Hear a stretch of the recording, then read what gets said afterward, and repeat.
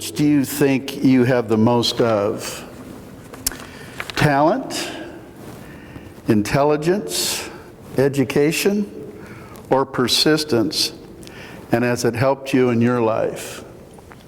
Well, I'll have to tell you, I have several of those. One of them I don't. But I'd have to say my most valuable asset is common sense. And I am persistent. Okay. I do have some talents. I did not go to college. And that other one I have too. What is that? Intelligence? Oh, yeah, I have some intelligence. Yeah, okay. Thank you. And to you, Carol. I'd like to think a combination of them all a little bit, but I think probably in recent years, more persistence, Okay. I think, has paid off. Is that something that you were taught as a child and something you developed in your childhood, or is it something as you've grown older has come more to the forefront? I think as I've matured, I've become more persistent, and because I'm a mother, I think, more so. But my parents have always, my father has always said that I'm very resourceful. Okay.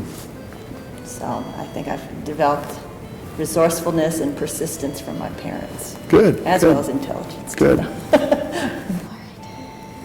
Is avoiding laundry considered a talent? Because I'm pretty persistent when it comes to avoiding the big pile of laundry.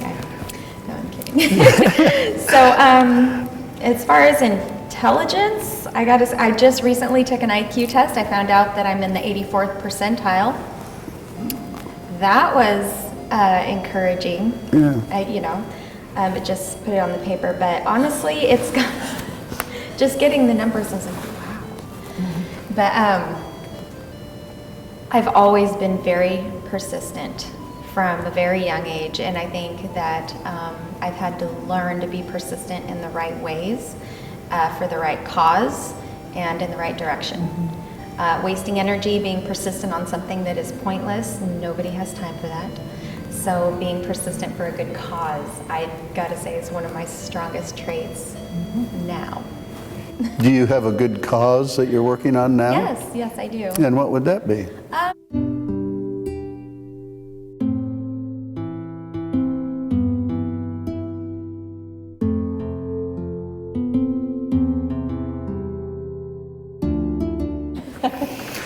Okay, is life better or worse than when you were younger? And who do you trust and depend upon? Well, there's certainly a lot more opportunities than when we were younger. There's a lot of things to take advantage of, but I think to some degree it's to our disadvantage. Of course, I can always count on my kids, maybe not all at the same time, but I can always, if I need somebody, I can confide or ask for help. They're all busy, and they know I'm capable and my projects never end, so I try not to ask too often. Now, the last half of that? Last half, well, I think it was, maybe the first half, is life better or worse than when you were younger? I think you dealt with that a bit. And who do you trust and depend upon? You dealt with both those. Okay, thank you. Okay, thank you. And for you? Do you need me to repeat the question? No, it's better in many ways in that my children are in my life and they're a blessing. I certainly do not feel as safe as an adult in this world as I did when I was a child. I think it's become a more violent world, and it really concerns me, especially for the future of my children. So in some ways it's much better because I'm blessed with my children, but I don't feel as safe as I did when I was growing up in my neighborhood. And who do you trust and depend upon? Myself, primarily, first and foremost. My parents, I deeply trust, and I have so much more respect for them now that I've become a mother, and I'm on my own right now, raising my children. And I trust my children, my little ones. And I have many good friends I've known for many years and decades, colleagues that I trust. You mentioned some stuff about faith. Do you trust in Faith. God? Yes, yes, I do. Okay. Let's see. Better or worse when I was younger? Oh, much better in some ways. Just because, like, as I mentioned earlier, the older you get, the more you understand. Worse, I agree with Carol that the world is a different place. The people I trust and depend on, I first and foremost trust on my Heavenly Father, because I believe that while He may not be able to prevent every bad thing from happening, He can get us through it. And it takes a village.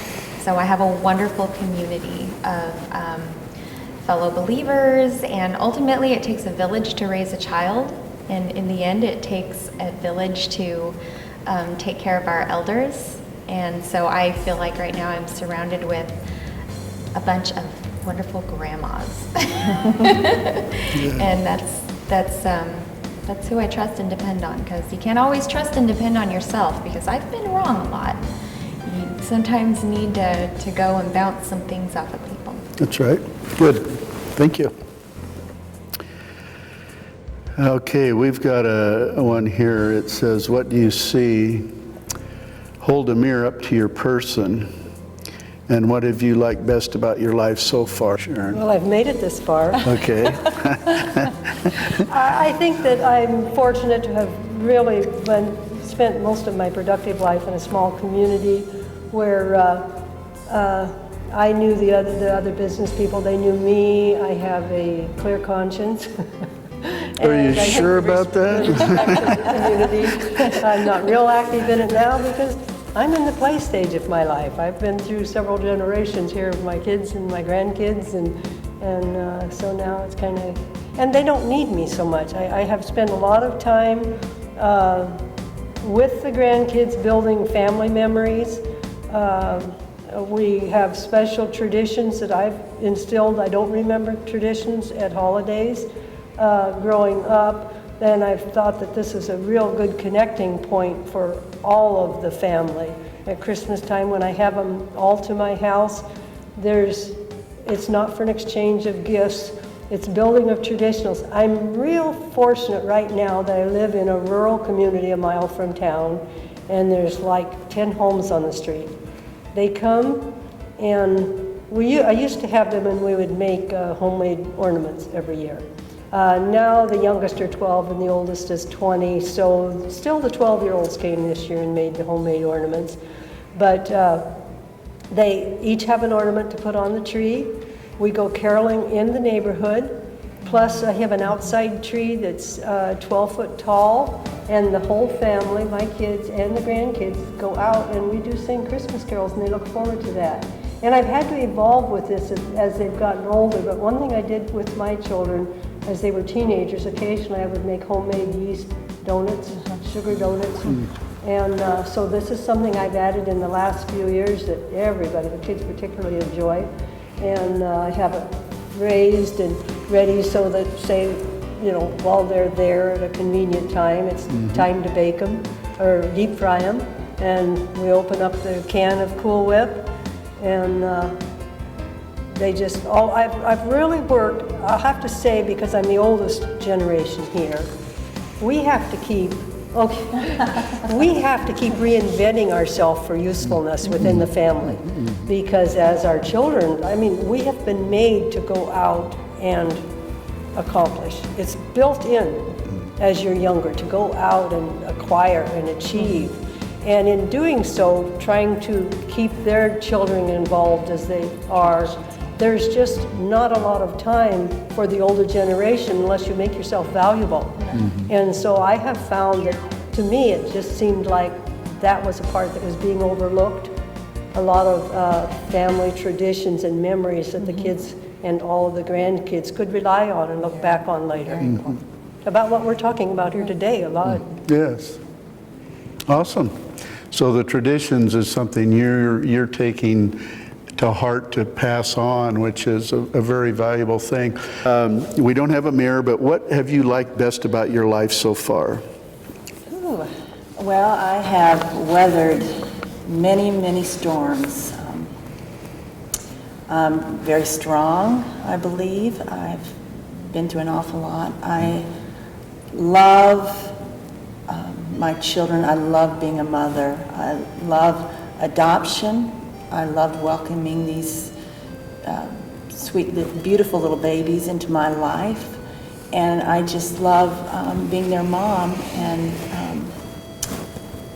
raising them each and every day. Seeing them happy, healthy, and loving life. Oh, the best thing about my life so far is that I have found a life partner, my husband, who is my soulmate and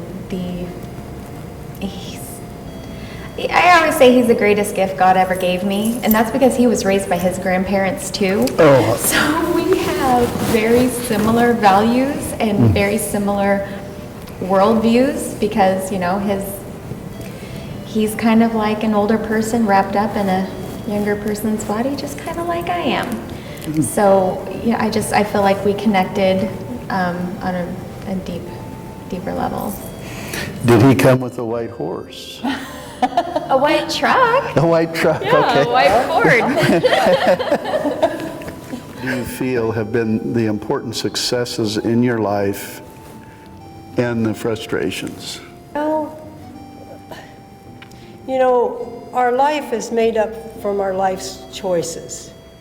What we get for education, who we marry, what type of work we go into. So we're kind of at our own mercy.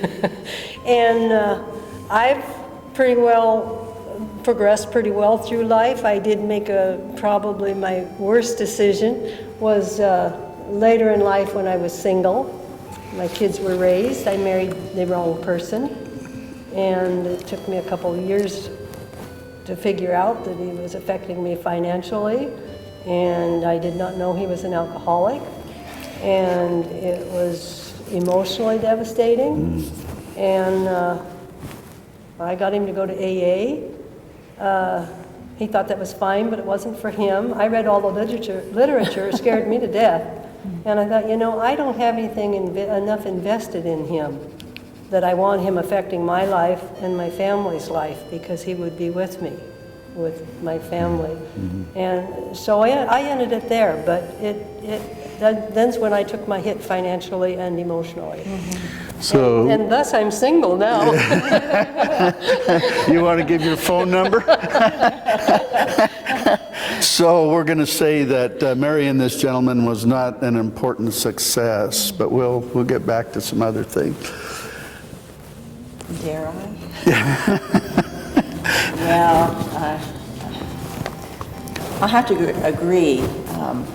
My career and my education and becoming a mom has been my greatest successes in life.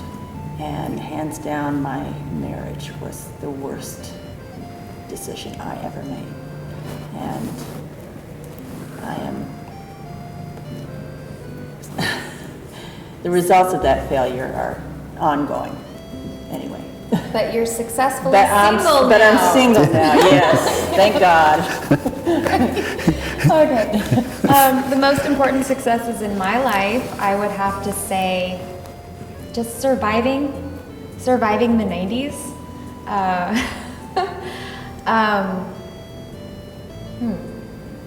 I'd have to say the most important success, I think, is honestly still to come.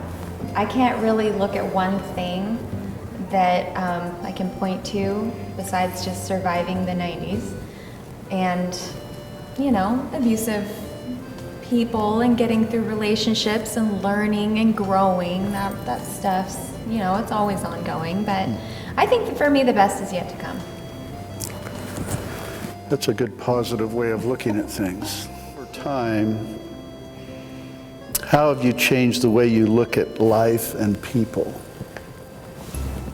It's been very difficult. I always felt that, I always believed there was basic good in people. And this past couple of years, I have questioned that. I have always felt that people had compassion, basically were good-hearted. And it has been really difficult to believe that the past couple years. And the second part of the question was? Just as you look at life and people, how has that changed over time? I'm a bit less trusting,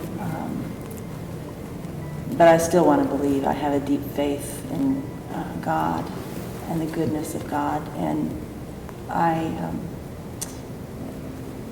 the goodness in people, most people, I believe. Okay. Time, how have you changed the way you look at life and people?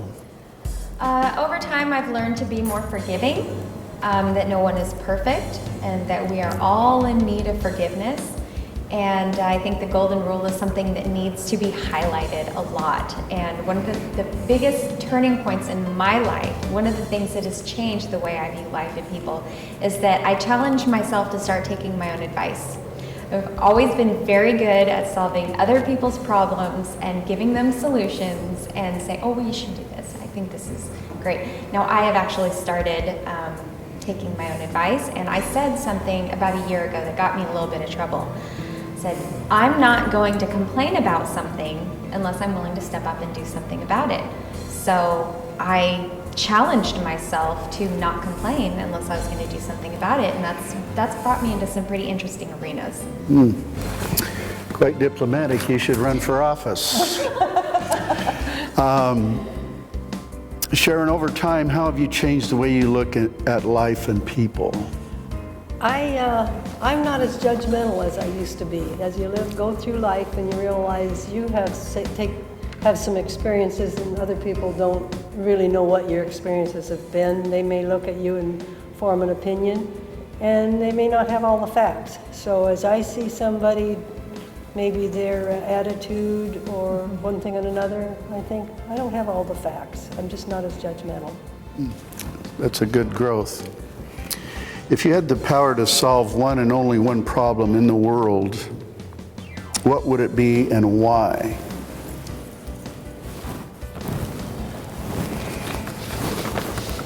I would love to instill a world of peace and kindness. I just feel that there's far too much violence and hatred in this world. And why? Well, we'd have a much more loving, kind world. Yeah. Amen. Who wouldn't want that? Yeah. If I had the power to solve just one and only one problem in the world, not the state, because that's a different category, but in the world, hate, I would eliminate hate in all its forms. I think it's just the root cause of all our problems is not having love towards our fellow man. And while I cannot obviously do anything about the world, I can work on myself. I can eliminate the hate that is in my heart, that is in my mind. I can be vigilant when there's thoughts that come in that I know don't feel right and that are negative. And I have learned to refocus and just, I can't change the world, but I can change myself. I can't stop the war that's going on in the Middle East, but the war that's in here, the war that's sometimes in here, yeah, I think that's really the only thing we can change. It's still good to dream big. I still have some plans forward. Sure. Thank you. And Sharon, if you had the power to solve one and only one problem in the world, what would it be and why? I'll just have to agree with them. We all know we need a better life, an easier life, a more trusting world to live in. Good answers. What do you see as your place or purpose in life, Christy, and how did you come to that conclusion? Right now, my place and my purpose in life is just as an active community member, children's ministries, prison ministries, any and every type of outreach that I can get my hands on. Just trying to make my community, my sphere of influence a better place. I came to that conclusion just listening to people from your generation, and realizing that we're given one life. Tomorrow is not promised, and we should make the most of it. We should make the most of every day. And yourself, Carol? My purpose, well, has been further cemented, especially over the past year and a half, and strengthened in my life, and convinced me that I must continue to show respect, kindness, and love to others, even though it has not been reciprocated. You see as your place or purpose in life, and how did you come to that conclusion? Well, I've worked hard. I've put a lot of effort in. I've always pushed myself. I've done my volunteering, and I've worked hard at setting an example for the grandkids, mentoring them, having experiences with them, teaching them. It's never about money. It's never about money with me and the grandkids. I show them it's okay to make your paste out of flour and water. And I've taken them all to teach them to golf. And I tell them it's not a party in the mouth. We're not here to eat. We're here to golf. Bring your water, bring a snack. I'm a tough grandma. I'm a tough mom. But you know, after all of that work, and you know, we all get our knocks and wrinkles and bruises, I kind of been taking it pretty easy, and I've enjoyed that golfing. And I'm finally reading, and I've even gone to the puzzles, although I was surprised that my 48-year-old daughter said she's doing puzzles now, too.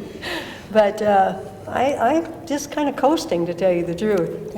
I pushed myself a lot of years. All right.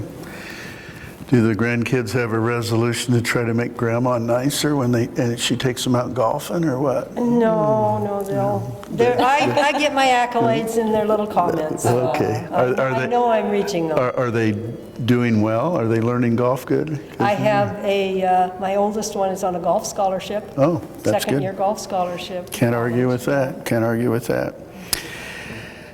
Carol, how is today's culture affected by various generations merged together, conjuring up today's society?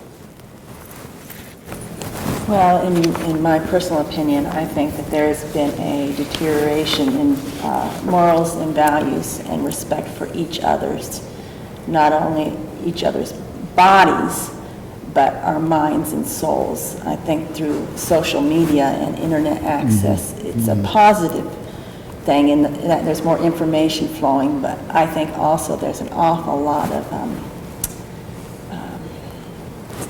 sick social degradation that goes along with it, and I think kids need to be really, parents and adults need to be vigilant in supervising children and what they do, not only in the home but on the internet as well as on their social media. I just see so much that just shocks me.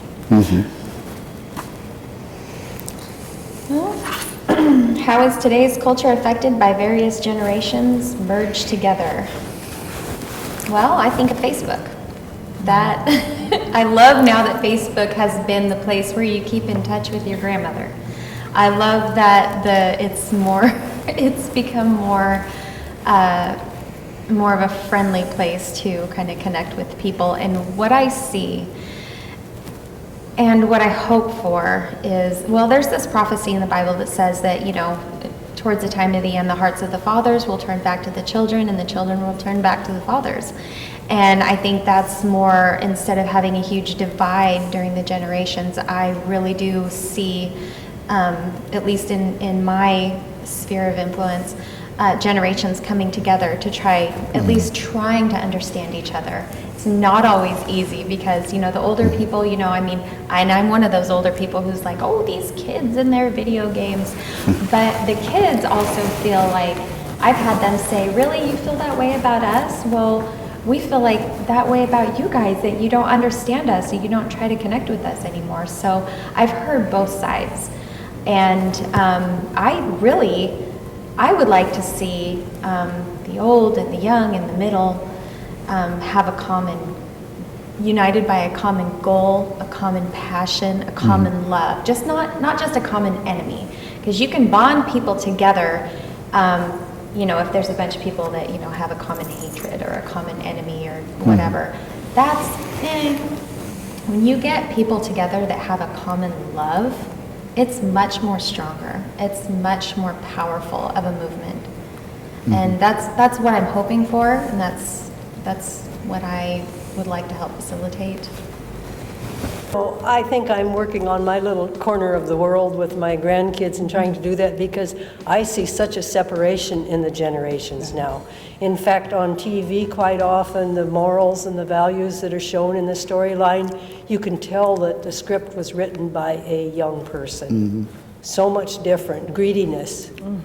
And I went to see that Revenants, is that Revenant? the movie that Yeah, took all of the awards? Leonardo DiCaprio. And as they were running trailers before the movie started, the language was so outlandishly vulgar that I was embarrassed to be there in that room. So I don't know, I just see such a big generational gap just going haywire. Okay. We want to thank each and every one that was participating here today. I want to ask if there's anybody here that wants to make a special announcement. Would that be you, Christy? That would be me. I am running for state representative for House District 40, which is Gladstone, parts of Oregon City, Jennings Lodge, Happy Valley. And I'm running as a non-affiliated candidate, doing everything myself, being independent and not accepting campaign contributions, and being able to accomplish my goals quicker if I get elected. I mean, I have goals that I plan on working on, the amount of money that's being spent on campaigns, when I think the needs of the community far outweigh the needs of any politician I've ever known, and I've known plenty. I think that the money could be better used, so I want to say to everybody, politicians do not need your money. Go donate it to a nonprofit or some type of organization that is going to put boots on the ground to making a difference. And I say, vote with your conscience. We want to thank you, Christy, for that, and we wish you a lot of success in your political endeavors. I know that there's a lot of things swirling around in the political atmosphere today, and for people to be able to give voice to that, particularly somebody like yourself that doesn't have a big name or a lot of money, is good, and that's what our country's about. Thank you.